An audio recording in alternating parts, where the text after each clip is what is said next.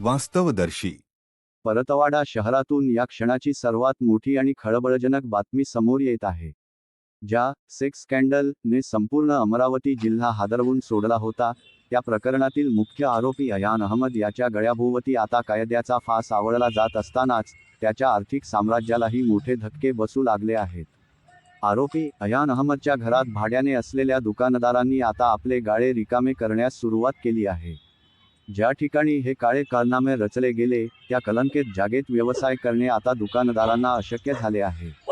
आज सकाळपासूनच कापड दुकानदारांनी आपले सामान, फर्निचर आणि माल भरून तिथून काढता पाय घेतला आहे. या प्रकरणाने आता रौद्र रूप धारण केले आहे.